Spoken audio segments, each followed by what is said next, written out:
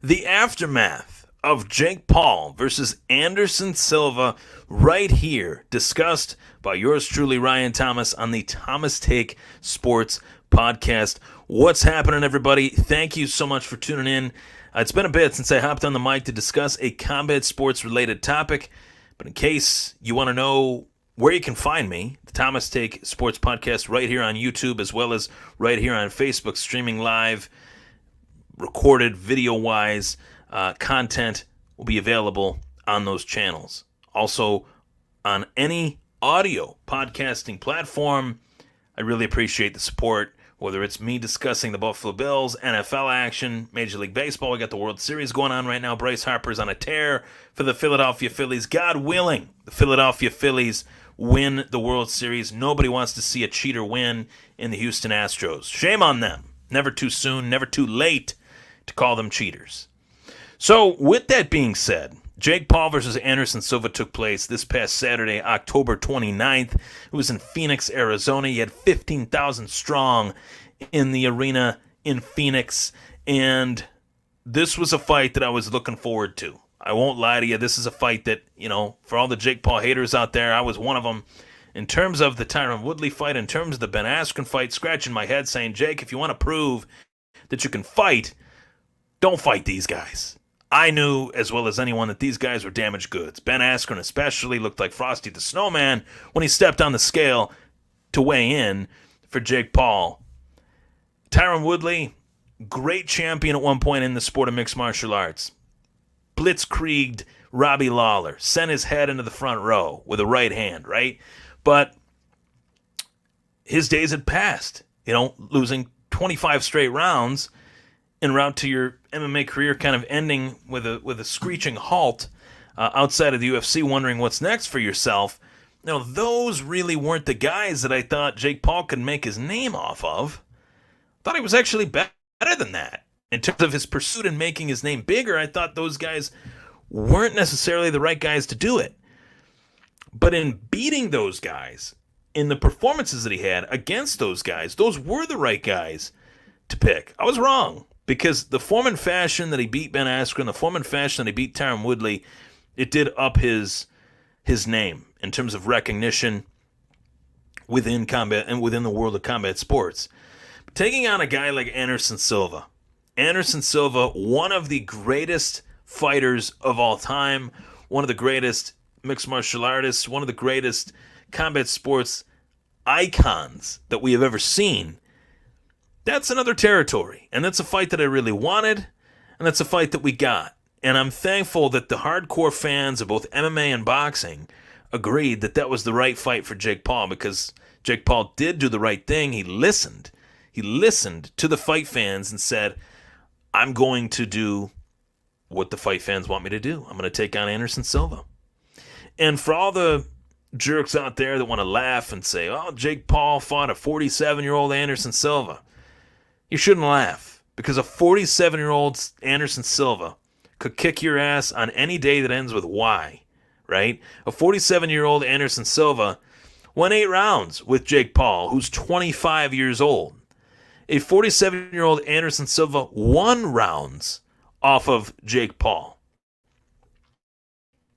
47-year-old still fought Julio Cesar Chavez Jr. and beat him in a boxing match. So you can say what you want on that. And age is not only a number in combat sports. When you're at that point, trust me, when you're at that point where you're on the wrong side of 30, you can't do the same things that you could do on a wrestling mat when you were 17. Trust me. Trust me on that. I'm using that as an example of myself. Anderson Silva still did pretty damn good despite the fact that he is 47 years old. He has fought the who's who. He has gone up against anyone who's anyone in mixed martial arts and boxing, including Jake Paul.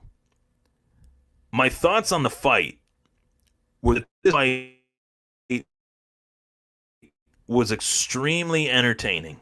This fight, from bell to bell, was a fun fight. I was entertained as a combat sports fan by this fight because this was a fun matchup between two guys that did put it on the line. Both guys 100% fought tooth and nail to try to win that fight. And there was a lot of vulnerable positions that Jake Paul was in that Jake Paul fought his way out of. Whether it was the corner, whether it was the ropes, whether it was Jake Paul literally fighting his way out of those positions, Jake Paul fought. He fought. He didn't fight against Tyron Woodley in the second fight. He didn't fight. He evaded. He tried to land pot shots. One shot here, one shot there. I thought he was losing that second fight to Tyron Woodley. This fight, he was better. Jake Paul was better. His performance, the head movement, the ability to evade strikes with his hands, using his hands to block, his footwork was much better. His footwork while attacking, his footwork while pressing forward and trying to throw punches wasn't nearly as impressive as it needed to be in the early rounds of the fight. But I will say, once those body shots started to land, that Jake Paul was so willing to throw, those added up, those caught up to Anderson Silva, and those made an immediate difference beyond the fourth round, I should say. Those added up. It's almost like the punches were landing in those first few rounds, the body for Jake Paul, but you really didn't start to notice the difference in that 4-round range until beyond the fourth round. First 4 rounds, he landed those body shots. Didn't faze Anderson really at all, but then it's almost as if Anderson did hit a wall cardiovascular-wise due to those body shots. And credit to Jake Paul for attacking the body of Anderson Silva, which is something that a lot of fighters were not willing to attempt. Now, Anderson Silva's performance. Like I said, for a 47-year-old guy, he could kick your ass on any day that ends in Y. But Anderson Silva, I thought, the fight went 8 rounds, 8 full rounds. One judge had 6-2 for Jake Paul. Completely disagree. Another judge had it 6-2, I think, or 5-3 for Jake Paul. And I agree more with that assessment of things. I felt like this was a very close fight. This was a back and forth fight. The 8th and final round, we saw Anderson Silva get knocked down as he was pulling away off of a clinch. And he was in a vulnerable spot. His hands weren't up and he got clipped. And the ref wasn't there to break them apart. They kind of broke themselves apart. And it was just a series of unfortunate events. To say the least, for Anderson Silva in that moment. But this was a fun fight, guys. This really was a fun fight. And I give credit to both guys for putting it on the line. This was a fight of respect. That respect was earned by Jake Paul from me. Respect was earned even more so, if possible, from me to Anderson Silva. And it's funny, when Jake Paul first got started, I didn't really respect what he was trying to do. I really didn't. Because I didn't think he was doing it against the right guys. Anderson Silva's the right guy, whether he's 47 or not. That type of fighter, that type of specimen, that type of legend is one that still holds weight in the sport. One that I think will be in the Mount Rushmore of mixed martial arts. And the fact that, the promotion of this fight, there was no trash talk, there was no back and forth in terms of that. It was all respect, it was all love. I really found that refreshing. And I really believe that made the fight that much more exciting and more watchable, in the sense that these are just two dudes that really wanted to find respect for one another and respect from others in terms of their boxing acumen. They're both fighting for the same thing. Respect as a boxer. Right? Imagine that. So, the big question is, what is next for Jake Paul? Who is next for Jake Paul? Right?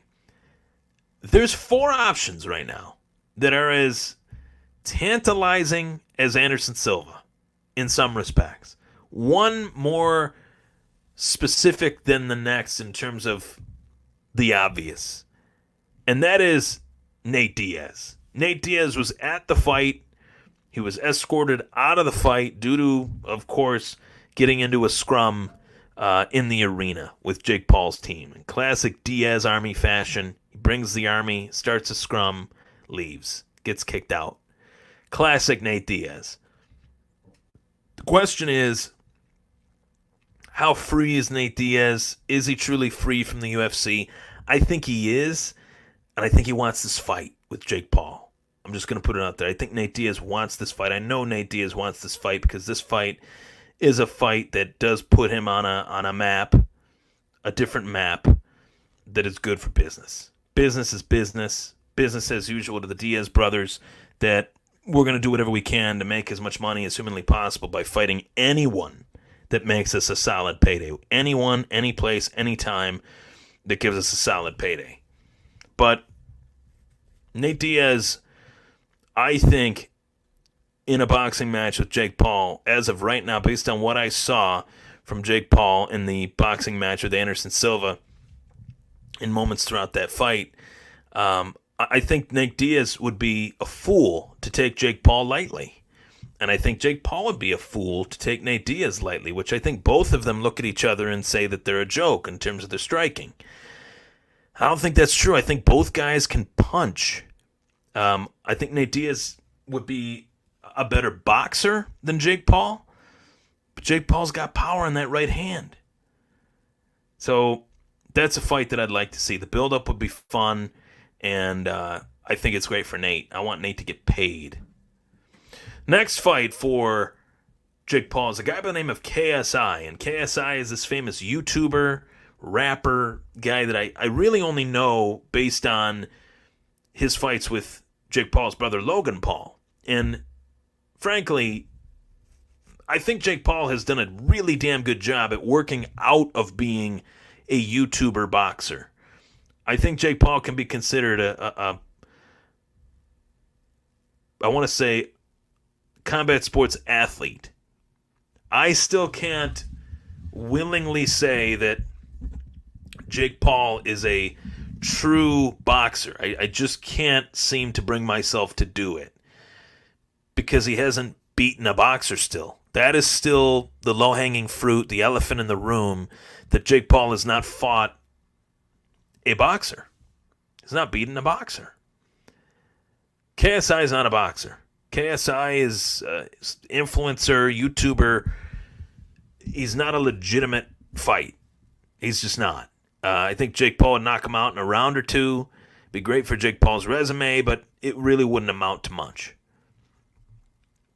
The next guy that could be up for Jake Paul is Uriah Hall, who fought on the co-main event, of the Jake Paul versus Anderson Silva pay-per-view. And Uriah Hall is a very interesting character because Uriah Hall believes that he could go out there and knock Jake Paul around pillar to post, whereas I believe nothing Uriah Hall showed me against Le'Veon Bell proves that he could do that. I don't know what Uriah Hall was doing in terms of how he evaluated himself after that fight with Le'Veon Bell. I don't know if he was just getting some positive reinforcement from his cornerman or what, but he did not look good against Le'Veon Bell. I thought Le'Veon Bell actually took a round off of Uriah Hall, which is ridiculous that I even had to utter that statement on this show. But he did. And Uriah Hall looked sluggish. He looked like he didn't want to be in there. He looked like he was just tuned out. And I don't know if Uriah Hall feels like he needs Jake Paul for motivation, but I know Jake Paul doesn't need Uriah Hall for motivation. I'm not even saying that as a compliment to Jake Paul. It's just fact. So I think Uriah Hall is quite possibly chasing a payday that he can't cash right now. Chasing a check that he can't cash. And I don't like that. I don't want a guy that wants to chase a payday. I want a guy that's legit, that really wants to knock out Jake Paul, and that wants to fight Jake Paul. Not even just for the payday. And that guy is a guy that Jake Paul has been rumored to fight twice, signed to fight twice, and the fight still hasn't happened. It's Tommy Fury, folks. The fight that needs to happen for Jake Paul, without a shadow of a doubt, is Tommy Fury.